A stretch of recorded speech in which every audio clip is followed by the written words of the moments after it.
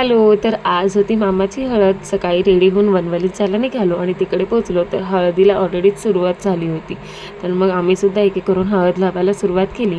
आणि इथे मागे तुम्ही बघताय ज्या करवल्या आहेत चिल्ल्या पिल्ल्या, तर त्यांचं काहीतरी वेगळं स्ट्रगल चालू होतं पैसे गोळा करण्यासाठी. आणि तुम्हालासुद्धा माहिती आहे की आपणसुद्धा आपल्या लहानपणी ही गोष्ट केली असेल नक्कीच, बिकॉज त्याच्यामागे एक वेगळीच गंमत, एक वेगळीच मज्जा असते. तर मग मी सुद्धा नंतर हळद लावायला गेले बिकॉज खूप गर्दी होती तिथं. त्याच्यानंतर मग हळद लावली मामाला आणि मग तेवढ्यात मावशीसुद्धा आली होती. तर पिल्लू आणि स्वानंदीला घेऊन आली होती सोबत. तर मग त्यांच्यासोबत टाईम स्पेंड केला थोडासा, बिकॉज आम्ही खूप दिवसांनी भेटलो होतो. मग मामासोबत फोटोज व्हिडिओ वगैरे काढले आणि नंतर मग जेवायला गेलो. तर जेवलो वगैरे आणि संध्याकाळी मग मावशीला सोडायला जायचं होतं बेलीत. गाडीने चाललो होतो आम्ही. तर मग तिकडे गेल्यावर ह्या पोऱ्यांची तर काय वेगळीच मजा होती. पाळण्यात बसून खूप एन्जॉय केलं त्यांनी. आणि मग नंतर आंबा वगैरे खाल्ला आणि मग तिकडून परत वनवलीत आलो आम्ही.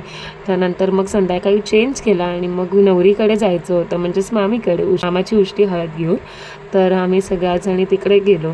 मामाची उष्टी हळद लावली, तिची ओटी भरली आणि त्यानंतर मग तिकडे थोडाफार टाईम स्पेंड केला आणि मग नंतर वनवलीत रिटर्न आलो. आणि मग रात्री तर तुम्हाला माहितीच आहे की हळद असली की नाचो असतंच. सो खूप नाचलो, खूप धमाल केली. सो असा होता माझा आजचा डे. आणि ह्या चॅनलला सबस्क्राईब आणि इन्स्टावर बघत असाल तर फॉलो करायला विसरू नका. भेटूया नेक्स्ट ब्लॉगमध्ये. बाय.